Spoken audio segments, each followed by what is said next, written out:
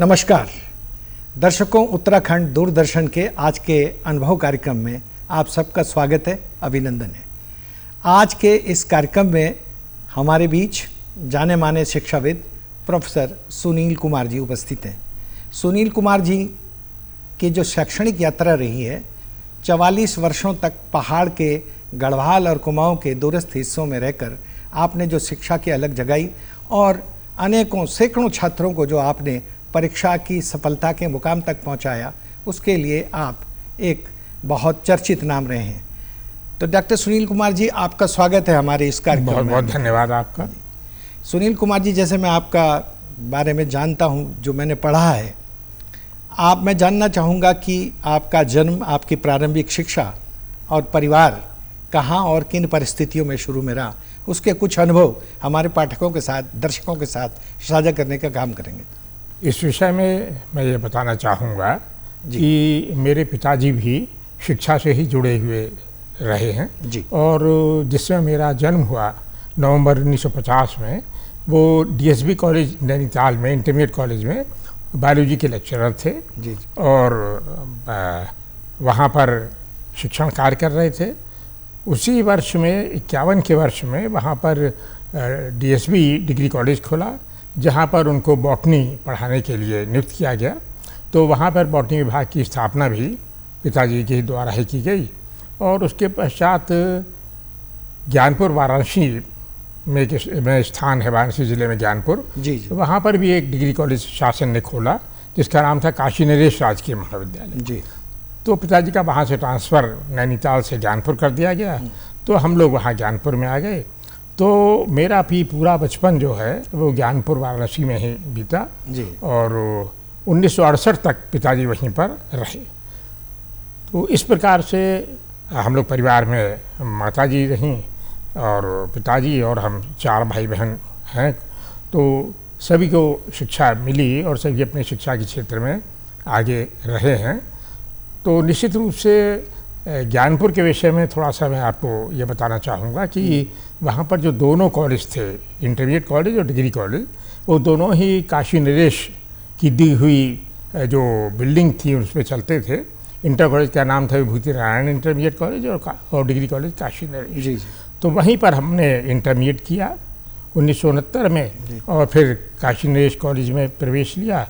वहाँ पर BA 1 तक अध्ययन किया और फिर 68 सन में पिताजी का प्रमोशन होकर के नैनीताल फिर DSB PG कॉलेज में ट्रांसफ़र हो गया।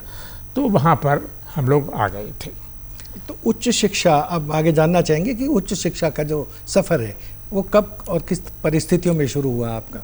उच्च शिक्षा इंटरमीडिएट तो ज्ञानपुर से कर लिया था हमने जी। और BA पार्ट 1 में वहीं पर प्रवेश ले लिया था जी। उसके पश्चात BA 2 में जब थे तो नैनीताल आ गए। तो फिर BA 1969 में और 1971 में MA इतिहास जो है वो हमने नैनीताल से ही अध्ययन किया, वहाँ से उत्तीर्ण किया और गुरुजनों का आशीर्वाद रहा कि प्रथम श्रेणी प्राप्त हो गई। और एक बात और थोड़ा सा बता दूँ आपको कि उस समय पर्वतीय विकास मंत्रालय उत्तराखंड में अस्तित्व में, उत्तर प्रदेश में अस्तित्व में आ चुका था। जी। तो वहाँ पर प्रतिवर्ष डिग्री कॉलेज खोल रहे थे। तो हमारी विभागाध्यक्षा थी डॉक्टर शाकंभरी जुयाल। हाँ, शाकंभरी जुयाल जी। जी। उन्होंने प्रेरित किया कि प्रयास करो कि अच्छे अंक आ जाएं।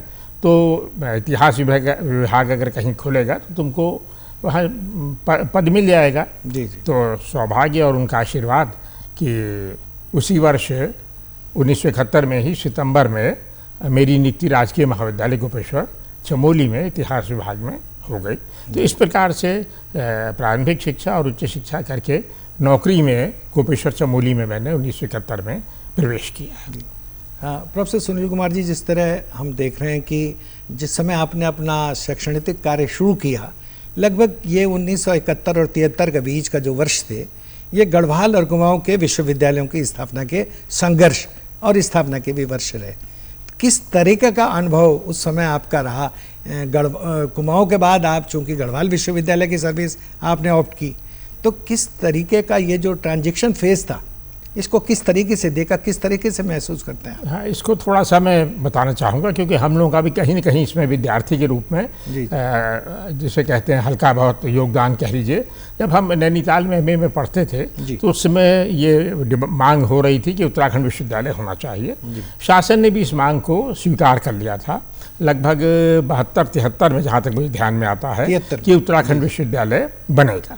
उसके बाद फिर ये बात होने लगी कि भाई उत्तराखंड बहुत बड़ा भौगोलिक क्षेत्र है, तो यहाँ पर क्या एक विश्वविद्यालय से काम चल पाएगा। तो उसके विषय में एक समिति आई थी शासन की ओर से, जिसमें इलाहाबाद विश्वविद्यालय के प्रोफेसर ईश्वर प्रसाद जी, जो हमारे इतिहास के प्रकांड विद्वान थे, वो प्रोफेसर जसवंत सिंह नेगी भी थे। हाँ, शायद जसवंत सिंह नेगी जी भी इतिहास के प्रयाग इलाहाबाद विश्वविद्यालय के थे।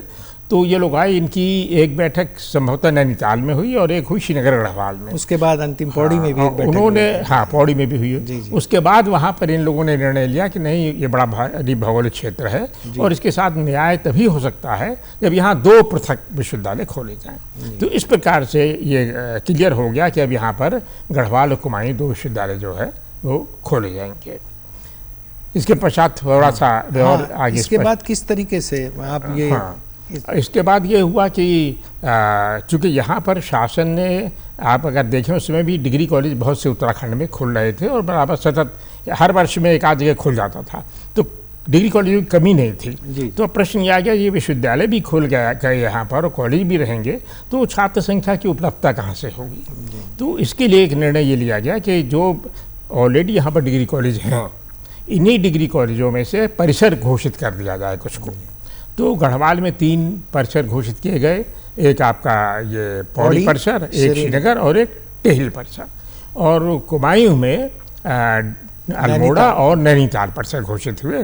तो ये प्रक्रिया हो गई और इसके पश्चात थोड़ा सा शिक्षकों की व्यवस्था के विषय में बताना चाहूँगा कि निश्चित रूप से सभी जगह पर यहाँ जितने ये कॉलेज हुए, अन्य थे कॉलेज बहुत से थे यहाँ पर, तो शासन ने निर्णय लिया कि उत्तर प्रदेश में जितने भी डिग्री कॉलेज हैं, जो भी अध्यापक यहाँ इन विश्वविद्यालयों में सेवा देना चाहते हैं, वो आवेदन करें और उनका चयन किया जाएगा।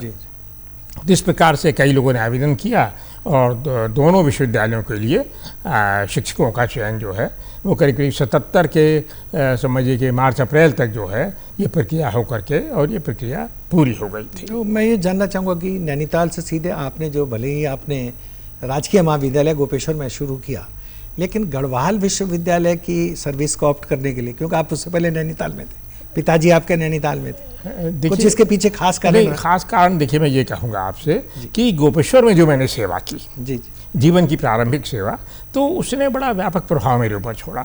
वहाँ के उस वातावरण को, वहाँ की जनता के सहयोग को और जो आत्मीयता मिली, मैं ये नहीं कहूँगा कि नैनीताल में आत्मीयता नहीं थी, वहाँ भी बहुत आत्मीयता, मगर पहले सेवा काल में जो आत्मीयता वहाँ पर मिली, तो मुझे ये लगा कि ये स्थान जो है मतलब मेरे लिए गढ़वाल उपयुक्त रहेगा, क्योंकि मेरा परिचित जगह है। भाई हम गोपेश्वर जब ऋषिकेश से जाते थे तो श्रीनगर से क्रॉस करते थे, तो मतलब परिचित स्थान हमारे लिए थे। तो इसलिए फिर ये मैंने यहाँ ऑप्ट किया और मेरा सौभाग्यवश पौड़ी परिसर मुझे नियुक्ति मिल गई और पौड़ी में समझिए कि दिसंबर में 77 में मैंने कार्यभार ग्रहण कर लिया। और अवकाश ग्रहण कब किया था वहाँ से? नहीं, अवकाश तो मेरा ग्रहण हुआ है समझिए 77 से लेकर के और फिर 30 नवंबर 2015 को मैं रिटायर हुआ और वहीं गढ़वाल विश्वविद्यालय में ही प्रवक्ता रहा, फिर वहीं पर रीडर हुआ, उपाचार्य, और वहीं पर प्रोफेसर विभागाध्यक्ष के रूप में रिटायर हुआ। तो पूरी सेवा समझिए कि 38 वर्ष की तो गढ़वाल विश्वविद्यालय में हुई है और 6 वर्ष की उसके पहले गोपेश्वर के राजकीय कुल मिला के 44 वर्ष का जो आपका सेवा काल रहा, शिक्षण काल रहा, ये अपने आप में मैं देखता हूँ बड़ा महत्वपूर्ण। आपके पूरा छात्र मिलते हैं जो कई प्रतियोगी परीक्षाओं में सफल भी हुए हैं, पीसीएस में और अन्य संवर्ग की परीक्षाओं में। आपके साथ चूँकि आप सीनियर प्रोफेसर के नाते गढ़वाल विश्वविद्यालय की कार्य परिषद में भी रहे, किस तरह का कार्य संपादित किया जाता था, उसके बारे में कुछ हमारे दर्शकों को अपने विचार साझा करेंगे? देखिए, कार्य परिषद जो होती है एग्जीक्यूटिव काउंसिल, वो किसी भी विश्वविद्यालय की उच्चतम जो है एक तरीके से प्रशासनिक व्यवस्था को नियंत्रित करने वाली संस्था होती है। तो विश्वविद्यालय की जितनी अन्य समितियां बहुत सी होती हैं, बोर्ड ऑफ स्टडीज़ होता है, रिसर्च डिग्री कमेटी होती है, फाइनेंस कमेटी होती है, इन सब में जो निर्णय लिए जाते हैं वो अंतिम रूप से कार्य परिषद के सामने रखे जाते हैं और वहाँ पर उन पर विचार विमर्श होता है। तो कार्य परिषद का महत्व इसलिए अधिक हो जाता है कि जैसे एक तरीके से हम कहते हैं कि किस विश्वविद्यालय को किस दिशा में ले जाना है, किस प्रकार उसका विकास होना है, किस प्रकार उसके भवन की व्यवस्था होनी है, या मतलब उसका इंफ्रास्ट्रक्चर कैसे बढ़ेगा, शिक्षकों में कौन से विषय नए खोले जाएं और कौन से पद नए सृजित किए जाएं, ये सारी पॉलिसी के डिसीजन जो हैं ये कार्य परिषद में होते हैं। तो बहुत महत्वपूर्ण, बड़े महत्वपूर्ण उसमें रहते हैं। राज्यपाल के उसमें जब मैं था तो ये प्रांतीय विश्वविद्यालय था ये गढ़वाल, तो गवर्नर नॉमिनी वगैरह होते थे, तो बड़े ही विद्वान प्रोफेसर और जगहों के वरिष्ठतम लोग रहते थे। तो इसलिए वहाँ पर बड़े ही सोच समझ के और संतुलित निर्णय लिए जाते थे, ये उसका महत्व था। नहीं, ये देख रहे हैं कि आपके उस कार्यकाल के दौरान हमने देखा कि बहुत सारे कोर्स है जो आज जिनकी मांग है कि कॉमर्शियल सब्जेक्ट्स हों, तब आपके उस कार्यकाल के दौरान हम देखते हैं कि पत्रकारिता भी थी, पर्यटन भी था और तमाम किस्म के, और फॉरेस्ट्री था, ये सारे कोर्सेज खुले, मैं ये देख रहा हूँ। तो उस तरह का जो उस समय का जो वातावरण था यूनिवर्सिटी का, पाठ्यक्रम जो हम बच्चों को ले रहे, वो कितना मतलब लाभकारी देखते थे उसको आप? नहीं, देखिए ऐसा है, उस समय संक्षेप में ये कहूँगा कि जो पाठ्यक्रम हम लोगों ने अपनाया था शुरुआत में, वो आगरा विश्वविद्यालय का पाठ्यक्रम अपना लिया गया था, क्योंकि सब आगरा से एफिलिएटेड थे हम लोग, मगर सारे कॉलेज। हाँ, सारे कॉलेज। उसके पश्चात जब ये गढ़वाल हुमायूं विश्वविद्यालय बन गए तो अपनी अपनी इन्होंने अपनी जो आवश्यकताएँ थीं, अब जैसे यहाँ पर्यटन को लाया गया, यहाँ की ये मास कम्युनिकेशन को लाया गया, आर्कोलॉजी को लाया गया, और पत्रकारिता है, आर्कोलॉजी है, तो इस तरीके के विषयों को और होम साइंस वगैरह को, कि जिनका यहाँ पर हम ये देख रहे हैं, और अब तो बहुत विकास हो गया है। अब तो आप ये देखिए कि फोक कल्चर है, लिटरेचर है, साहित्य, और ये बहुत सी चीज़ें, मतलब कि हम बहुत ही माइक्रो लेवल पर जो चीज़ें हो सकती हैं, जो विषय हो सकते हैं, छात्रों के लिए उपयोगी हैं, उन सब पर हम कार्य कर रहे हैं। तो उस समय भी ऐसा था कि 3 ईयर डिग्री कोर्स लागू हुआ हम लोग के समय में, और फिर उसके बाद सेमेस्टर सिस्टम लागू हुआ। तो 3 ईयर और डिग्री सेमेस्टर में अंतर ये हो गया कि सेमेस्टर जब लागू हुआ तो नए विषय बहुत से आ गए। भाई इतिहास में हम लोगों ने ऐसे विषय पढ़ाने को मिले हमें जिनको हमने कभी स्वयं नहीं पढ़ा था, वो पाठ्यक्रम में पहली बार जोड़े गए। तो निश्चित रूप से छात्रों को भी एक नया स्कोप मिला। में इतिहास दर्शन है, टूरिज्म है, या महिलाओं की भूमिका है, इस तरीके से स्वतंत्रता संग्राम में, या आर्थिक पक्ष को बिल्कुल अलग कर दिया गया। पहले इतिहास में क्या था कि राजनीति पर ही अधिक जोर रहता था, या ऐतिहासिक घटनाओं पर। अब मतलब एक अलग अलग विषयों को इसी तरह सब विषयों में हुआ। तो निश्चित रूप से ये जो पाठ्यक्रम में सुधार होता रहा क्रमिक रूप से, ये कार्य परिषद के ही मतलब अंतिम निर्णय कार्य परिषद का होता था इसमें।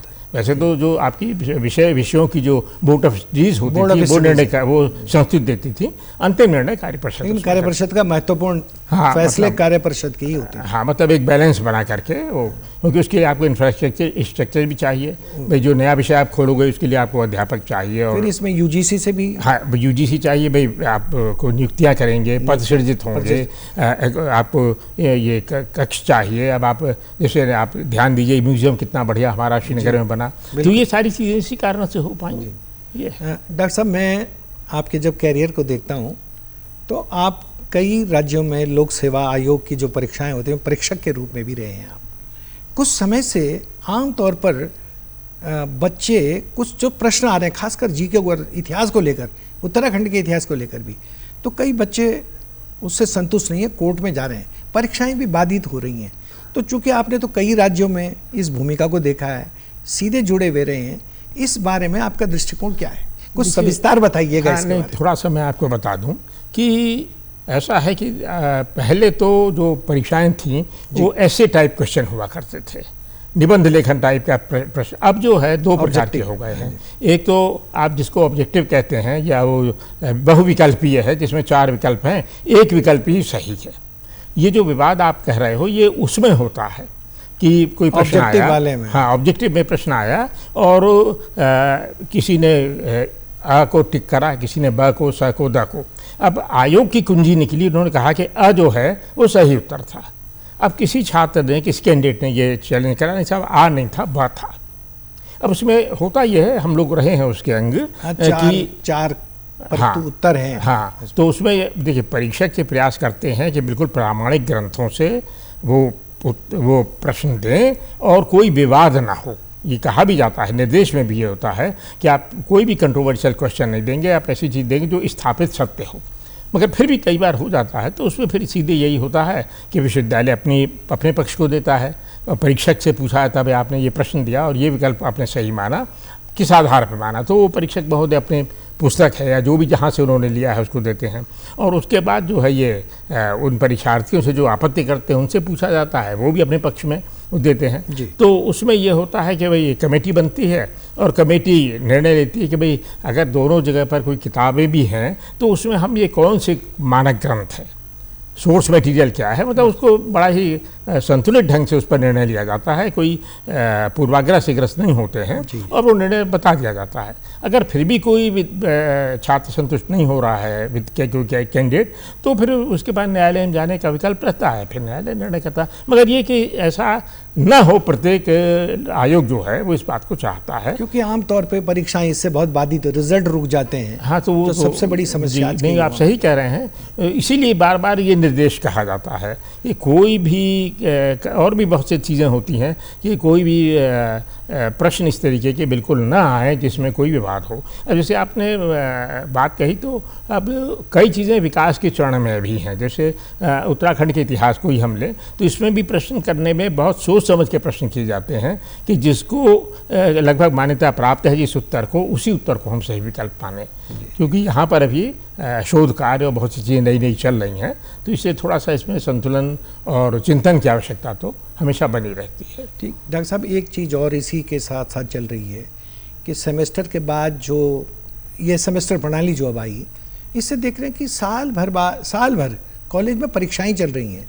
तो मुझे आम तौर पे जो दर्शकों की तरफ से भी और एक आम छात्रों की तरफ से भी ये सवाल मिलता है कई बार पूछने के लिए कि क्या इससे परीक्षा का वातावरण या हमारी जो टीचिंग की अवधि है, जितना होना चाहिए हम बच्चों को वो नहीं दे पा रहे हैं। इसके बारे में आप क्या राय देना चाहेंगे? देखिए, सेमेस्टर सिस्टम जब लागू हुआ तो उसका लक्ष्य ये था कि एक पर्टिकुलर टाइम पीरियड के अंदर हम इतना जो है लेक्चर ले करके और इस टॉपिक को पूरा कर देंगे और फिर हम अगले उसमें आएंगे, सेकेंड सेमेस्टर में आएंगे, थर्ड में आएंगे, फोर्थ में आएंगे। तो देखिए, ऐसा है कि योजना तो बन जाती है, अब उस बीच में जो आपने मान लीजिए 40 पीरियड किसी प्रश्न पत्र के लिए रखे हैं, अब किसी कारण से आप 40 पीरियड नहीं दे पाए तो वो छूटेगा, अब वो पूरा नहीं होगा। तो इस तरीके से अच्छा, उसमें देखिए बहुत सारे फैक्टर होते हैं कि आपको टीचिंग के लिए उतनी जगह जो अध्यापक चाहिए, आपको क्लासरूम चाहिए, आपको इंफ्रास्ट्रक्चर चाहिए उसके लिए, ठीक है, और अन्य संसाधन हैं, भाई जितने साइंस के विषय हैं, प्रैक्टिकल है या बहुत सी चीज़ें, तो वो सब चीज़ें पूरी हैं तो ऐसा नहीं होना चाहिए। मगर थोड़ा सा ये होता है कि भाई विश्वविद्यालय में अन्य कार्यक्रम भी चलते रहते हैं। अब उसी बीच में और घट कार्यक्रम होंगे, बहुत से एकेडमिक भी होते हैं, कल्चरल भी होते हैं, तो थोड़ा थोड़ा बाधित होकर के वो समय जो है बढ़ता चला जाता है। इस कारण से ये नौबत जो है ये आप कह रहे हैं अभी अधिकतर जैसे सेमेस्टर जो 6 महीने का निर्धारित है, लेकिन अभी तक जाए दिल्ली यूनिवर्सिटी है या हमारे IITs भी हैं, 4 महीने में ही सेमेस्टर हो जा रहा है। तो आपको नहीं लगता कि जो छात्रों को जिस किस्म का एक संवाद शिक्षक से चाहिए था, और चूंकि उसकी समयावधि बहुत कम हो गई है, तो कहीं ना कहीं पूरे शिक्षा, हाँ, मतलब देखिए, वो आपका कहना सही है कि जो एक तालमेल होना चाहिए था, या हमने कोर्स ज़्यादा रख दिया और टीचिंग के पीरियड कम कर दिए, तो निश्चित रूप से समस्या पैदा होगी। तो ये बैलेंस है। मगर देखिए, निश्चित रूप से लाभ तो सेमेस्टर सिस्टम का है, क्योंकि हमने मतलब दोनों सिस्टम को देखा, तो ये हम ये कहेंगे कि अब जो हो रहा है सेमेस्टर के माध्यम से, तो ज़्यादा जानकारी या ज़्यादा ज्ञान जो है वो हम विद्यार्थियों को दे पा रहे हैं, और निश्चित रूप से क्लास टीचिंग भी है, फिर लोग अपनी तैयारी भी करते हैं, तो लाभप्रद तो ये व्यवस्था है ही। अब थोड़ा सा जो ये कठिनाइयाँ आती हैं, तो ये इनका समाधान भी धीरे धीरे होता जाता है कई जगह पर, और ये है कहना। डॉक्टर साहब, एक देख रहे हैं कि काफ़ी समय से, करीब पिछले 2 दशक से जो निजी विश्वविद्यालयों की एक बाढ़ सी आ रही है, तो इससे हमारी शिक्षा की गुणवत्ता कहाँ तक प्रभावित हुई है, इस विषय पर आप अपनी राय। देखिए, ऐसा है कि ये जो गुणवत्ता की बात है तो इसका कोई एक हम मानक नहीं बना सकते जी। कि ये गुणवत्ता होनी चाहिए ये है।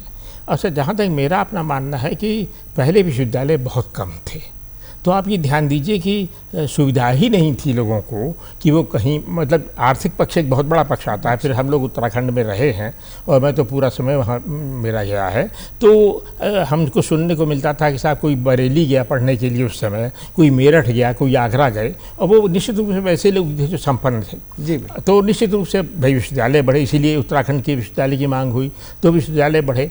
अब ये हो रहा है कि अब आप कह रहे हैं कि जो बहुत अधिक हो गए हैं, मगर मेरा अपना मानना ये कि मैं भी हालांकि अब उतना नहीं उसमें इन्वॉल्व हूँ, मगर मैं ये अनुभव करता हूँ कि जो नए विश्वविद्यालय खुल रहे हैं वो किसी पर्टिकुलर फील्ड को लेकर खुल रहे हैं।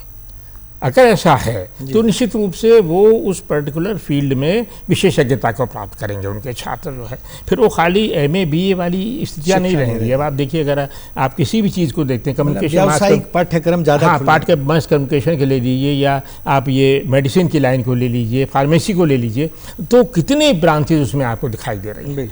तो इस तरीके से विशेषज्ञता की तरफ हम पढ़ रहे हैं निश्चित रूप से, और विश्वविद्यालयों को जो खोल रहे हैं उनका भी ध्यान यही रहता है कि हम एक पर्टिकुलर फील्ड को या कुछ फील्ड को पकड़ लें। ये आपका आजकल जो है ये कम्युनिकेशन का है, और ये आपका ये डिजिटल, ये जो मोबाइल, मतलब कि इस तरह की जो चीज़ें आ गई हैं, तो इसका बहुत विस्तृत स्कोप अप हो गया है लोगों के लिए। डॉक्टर साहब, मैं आपके कुछ कार्यों को बहुत नज़दीकी से भी देख रहा था जो मेरे पास थे उपलब्ध। एक बड़ा अद्भुत संग्रह आपके पास है डाक टिकटों का और कॉइन्स का, और ये करीब 200-250 वर्ष पुराने, मतलब ये कई म्यूज़ियम में जाके भी एक साथ इतने देखना बड़ा मुश्किल होता है। आपने इनका सब संग्रह कैसे किया? नहीं, देखिए, ये मेरा संग्रह तो नहीं है, मैं बहुत ईमानदारी से बता दूं, ये मेरे पिताजी का संग्रह है जी। और उनको बहुत शौक था दोनों चीज़ों का। पर आपने बहुत व्यवस्थित तरीके से ये जरूर है कि उन्होंने जो हमें विरासत सौंपी उसको हम ने रखा हुआ है। और अब ये समझिए कि अगर मैंने, आपने कॉइन्स की बात की है, तो ईस्ट इंडिया कंपनी के, जब ईस्ट इंडिया कंपनी भारत में आई थी, जो सिक्का मेरे पास है 1836 का है। 1800। अच्छा, उसके बाद समझिए कि महारानी विक्टोरिया है, फिर एडवर्ड है, फिर जॉर्ज पंचम है, जॉर्ज षष्ठ है, मतलब स्वतंत्रता तक के सिक्के कई हमारे पास है। जो आपने अगर बहुत पुराने लोग होंगे, छेद वाला एक पैसे का सिक्का देखा होगा, या 2 आने का आपने देखा होगा जो सिक्का चलता मेरे था, पास भी है। तो वो चीज़ें थी। और कुछ चांदी के भी होते थे उस समय, जिनमें कुछ परसेंटेज चांदी होती थी। बल्कि भारत में भी स्वतंत्रता के बाद, जब स्वतंत्रता की 25वीं वर्षगांठ मनाई गई थी, तो उस समय कुछ सिक्के निकाले गए थे, कॉमेमोरेटिव कॉइन्स यहाँ पर भी, तो उसमें भी चांदी का अंश था। बड़े बड़े सिक्के थे, 5 रुपए के, 10 रुपए के, तो वो भी निकलते रहते हैं। तो वो निश्चित रूप से संग्रह अपनी जगह पर है।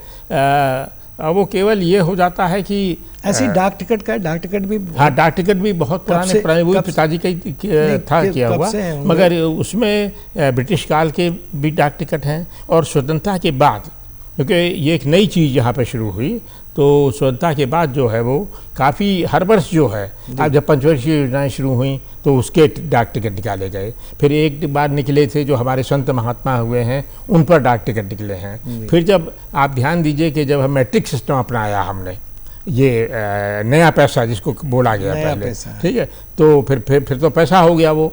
तो नया पैसा जब शुरू हुआ तो उसमें भी पूरी नए टिकटों की सीरीज निकली थी।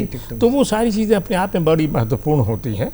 और उसमें एक महत्वपूर्ण चीज़ ये होती है, फर्स्ट डे कवर निकलता है। हाँ, फर्स्ट डे कवर बड़ा एक, जब जिस दिन वो टिकट इशू होता है पहले, तो लिफाफों पर टेबल लगा के इसकी मोहर, उसका अपना वो भी मैं आपके संग्रह में देख रहा हूं। वो भी है। और मतलब बहुत चीज़ें हैं। अब उसको तो ये कि बहुत लंबा उसके लिए वो चाहिए कोई जहाँ पर उसको प्रदर्शन किया जाए। और मेरे भी यही जानना है कि हमारे दर्शकों को भी जो इस कार्यक्रम को देख रहे हैं, और एक आम जो रुचि वाले जिनकी, उनके लिए ये सब कैसे संभव होगा, इसके बारे में नहीं, देखिए, इसके बारे में ऐसा था कि यहाँ पर ये माननीय राज्यपाल महोदय जी के यहाँ एक ये बसंत उत्सव होता है। उस समय पर ये यहाँ पोस्ट ऑफिस वाले ये अपना लगाते हैं। फ्लैट क्या वो लगाते हैं वहाँ अपना पर। काउंटर लगाते तो मैं जाता हूँ, फर्स्ट देखा डे कवर उसको, किया। तो मगर देखिए उसके लिए बहुत सुरक्षा चाहिए और बड़ा भारी, मतलब अगर हाँ। मैं ये कहूँ कि साहब मैं अपना संग्रह दिखाना चाहता हूँ या प्रदर्शन करना चाहता हूँ, तो वो बहुत आसान कार्य, उसका सुरक्षा व्यवस्था और सुरक्षा व्यवस्था है। फिर वहाँ जानकार रहे कि जो बताए कि जो भाई क्या बताए है। उसको, जी, जी। तो अब हमारे तो एल्बम्स में रखे हुए हैं या कहीं और जगह सुरक्षित रखे हुए हैं। जी, जी, जी। ठीक है, तो उसके लिए मतलब निश्चित रूप से किया जा सकता है, मगर काफ़ी वो चाहिए, उसके लिए व्यवस्था चाहिए। इसी तरह कॉइन्स का है, उनका महत्व बहुत अधिक होता है। बिल्कुल बिल्कुल, कि ये है। क्योंकि पुराना एक हाँ। भाई वो इतिहास के भी जुड़ा हुआ है उनके देखिए, साथ। अगर आप उसकी कीमतों का अंदाज करें, जी, जैसा लोग बताते हैं, जी, तो काफ़ी कीमती भी होते हैं वो। बिल्कुल। मगर ये कि अब उसका सही वैल्यूएशन आप कहाँ कराएंगे, क्या कराएंगे। क्योंकि दिल्ली में हमने भी एक संस्था में कराया था, तो बाकायदा वो आपको वो देते हैं कि भाई कितना है, वो ये प्रमाणित कर देते हैं कि सही है या जारी तो नहीं है। वैल्यूएशन तो नहीं करते हैं, मगर डॉक्टर ये साहब मैं एक और इसी संबंध में मांगे, क्योंकि आपका इतना लंबा अनुभव पहाड़ में रहा, जबकि लोग 2 साल बाद एक ही स्थान में उब जाते हैं, आए दिन ट्रांसफर, आपने एक ही स्थान पर रखे 38 साल तक काम किया। आपने बच्चों को हर तरीके से, हर एक तरह से कई पीढ़ियां निकाली। वर्तमान समय में जो बच्चे हैं हमारे प्रतियोगी परीक्षाओं में शामिल हो रहे हैं, उनको किस तरीके का गुरु मंत्र आप देना चाहेंगे कि आपने प्रतियोगी परीक्षा में भी सफल हों, धैर्य और संयम के साथ कुछ अपना स्टार्टअप भी वो अगर शुरू करें साथ साथ, इसके बारे में आपकी बच्चों के लिए क्या राय होगी?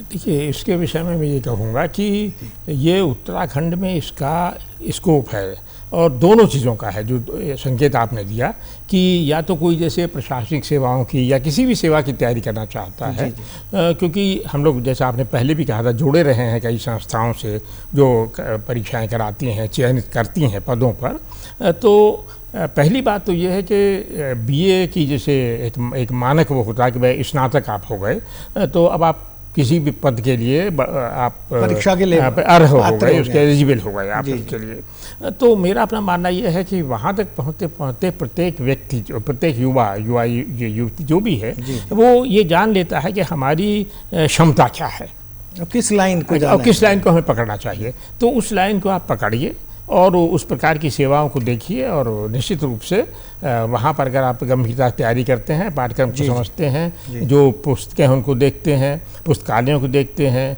या पुराने लोगों के इंटरव्यू को देखते हैं, तो उससे आपको लाभ मिलता है। और इसमें विशेषकर मैं कहूँगा सरकार की जो योजनाएं चलती हैं, स्टार्टअप जो महिलाओं के लिए, बच्चों के लिए या शिक्षा या कि विशिष्ट वर्गों के लिए, तो इस पर अपडेट जो है वो आपको निश्चित रूप से मतलब एक अपने को और उत्तराखंड के विषय में खास करके यहाँ की संस्कृति इतिहास के विषय में अपडेट अगर आप रखेंगे और दृढ़ता से मेहनत करेंगे, तो असंभव नहीं है कि आप कोई कंपटीशन कर पाएँ। ठीक है डॉक्टर साहब, बातचीत करने के लिए तो बहुत सारे सवाल भी थे, लेकिन कार्यक्रम की एक सीमा है, हमें कार्यक्रम यहीं समाप्त करना होगा। आप हमारे दूरदर्शन के स्टूडियो में आए, आपने हमें समय दिया, आपका बहुत बहुत धन्यवाद, आपका आभार। नहीं, मैं भी आपका बहुत बहुत आभारी हूँ। तो दर्शकों, ये थी हमारी अनुभव कार्यक्रम में आज की बातचीत। कल फिर नए विषय और नए संदर्भ व्यक्ति के साथ आपके पास फिर उपस्थित होंगे। तब तक देखते रहिए उत्तराखंड और मुझे दीजिए और मेरी टीम को दीजिए इजाज़त। नमस्कार।